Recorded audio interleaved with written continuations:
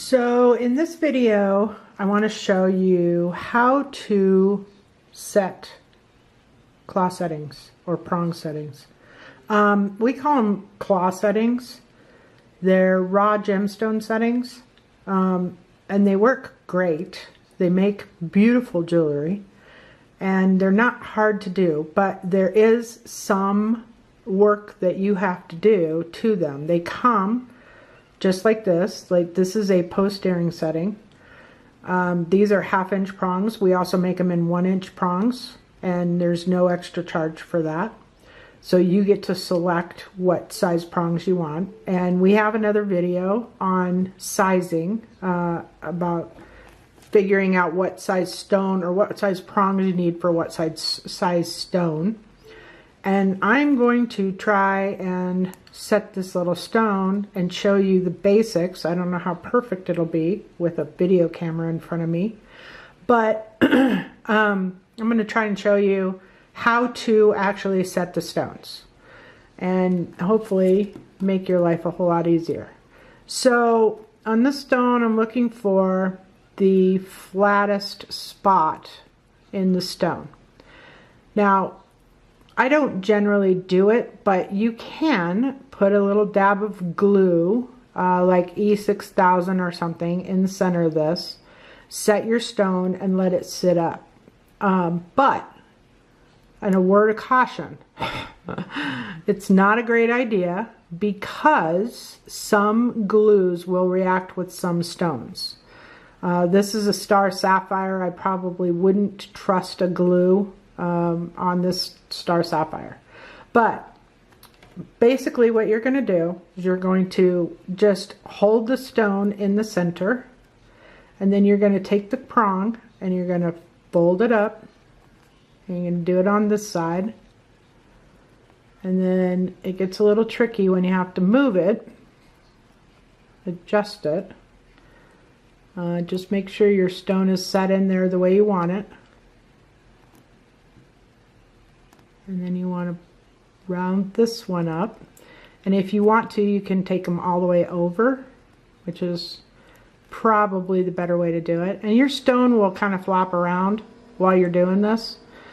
Just make sure you reset it when you go to move your prong over. Whoops. So set your stone back in there, and then bring your last one up and over the stone. And I think that I would prefer to have these come over. So I'm going to back up just a little bit here. Put the stone back in the way I want it to set. And then I'm going to bring these down more. That'll help hold it a little bit too, and it'll give you a better sight when you go to do the next step. So just bend them over.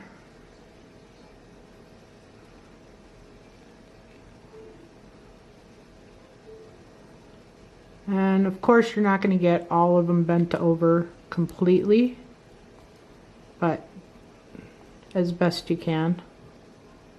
Sometimes prongs get in the way of the other ones, so you just make it so you've got it wrapped really nicely all the way around. Then what you're going to do is you're going to go through and you're going to cut the prong at about where you want it to sit on the stone.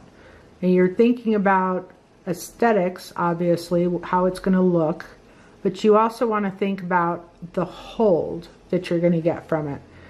So I'm going to go right about here, and you can always adjust, cut it a little long, so you can always go back and cut it shorter if you want. This one, I think I'm going to go right about here.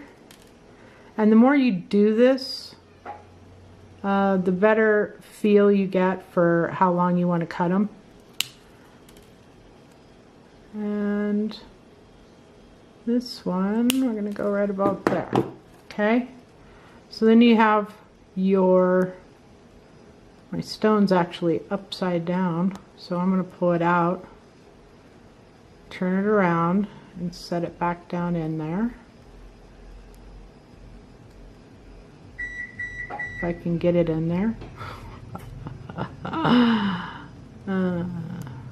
Okay, we're going to call it good, I think. Then what you want to do, you want to make sure that you don't hurt the stone. You can take the stone out, which is probably the better idea, or you can pull these little prongs out just a touch. You don't want to bend them too much, but if you take the stone out, then you can do this with a file, just a regular nail file or a metal file. Metal files are a little heavy and a little hard to do.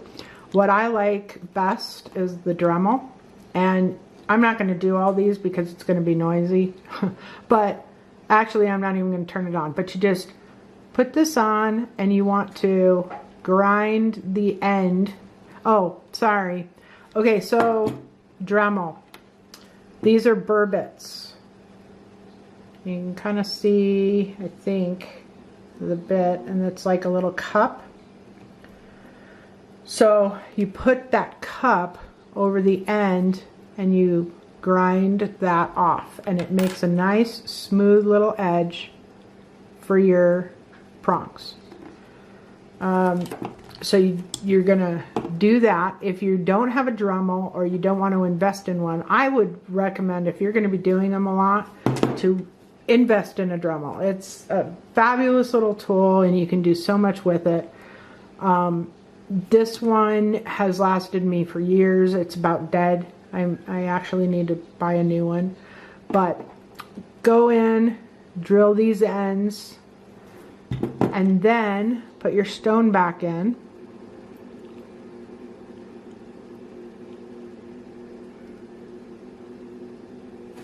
And I will do a little press down to make sure that the gem is well seated in the setting. And then you want to take your ends and do nothing with them. Oh my, okay, get it in there. Then you're going to take your ends and you're going to push them down into the stone. Just like that. And position them where they'll hold the best. And sometimes you might need to go, whoops, God. Okay, so in case you didn't see that, I got a little excited and moved out of the frame. You're just going to push the prong down into the stone. So you want it to wrap and then kind of press into the stone to keep it stable. So you take the end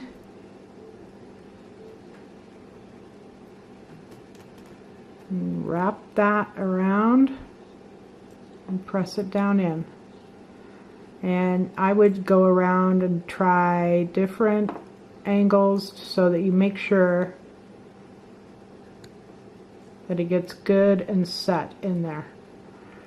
That's not great set. It still needs some work, but it gives you an idea of where you want to go with this. And then you can decide at the end, that's pretty much in there. You can decide at the end if you want to do something different with these ends. Some people like to file them to a point. Some people like to put just a flat thing. I typically do like a little buffer with the Dremel, and I'll buff the ends of them so that it gives it a little bit of sparkle, and I like it that way. But everybody kind of has their own style on what they like to do, and that's pretty much it. And you have a post earring with a raw gemstone. Super, super simple. One thing I did want to talk about is prongs. The bigger the stone, the thicker the prongs you want to go. We do these prongs, we do them in 3-prong, 4-prong, 5-prong, and 6-prong, depending on the ring. Some rings we can't do 6 prongs on, but we do have 6-prong rings. And we also do different gauges on these prongs. This particular one is a 20 gauge. And 20 gauge is pretty standard for smaller stones. If I was to go a little bit bigger stone than this, then I would go to an 18 gauge 4-prong, or maybe a 20 gauge 6-prong, depending on the look that I wanted. We make them all the way up to 16 gauge. So you can make a pretty good size stone fit well with a 16 gauge prong. Or you may want it for the look of it, you know, the aesthetic part. You can decide if you want a thicker look to the prong. Maybe the stone warrants it. Just kind of depends. And we do that on rings and pendants and earrings, pretty much all of them. There are some limitations. You'll see on the listings when you go to the site, the ones that there's like a little drop down menu and you choose the length of the prong and the gauge of the prong and the size. So you kind of select whatever you want that setting to be before purchasing. And that's pretty much it. If you like this video and you find it useful, if you're on our webpage, I'll tell you, if you're on our webpage, click the little moon on the video when the video's done playing and hit subscribe, and you'll be notified on YouTube when our videos come out. If you're watching us on YouTube, hit like, hit subscribe, and if you have any questions or comments on either our webpage or YouTube, you can put them down below in the comment section. I hope you have a blast making little raw gemstone jewelry. It's a great thing to do. It's really super popular. You can also do these for things that, like, maybe you and your boyfriend or girlfriend or whatever, you go on a hiking trip or a trip to, I don't know, let's say you go to Hawaii and you find some lava and you want to put a little piece of lava in some earrings to remind you of that trip. You can do that. We call it destination jewelry. And it's a cool way to remember something, some event in your life in a piece of jewelry. And you can do it in pendants, you can do it in rings, you can do it in earrings, nose rings. You can do all kinds of stuff. Anyway, I hope this is a thrilling video for you, and I hope your creativity just goes absolutely crazy and you have fun creating these little gemstone rings and earrings. Thank you. Bye.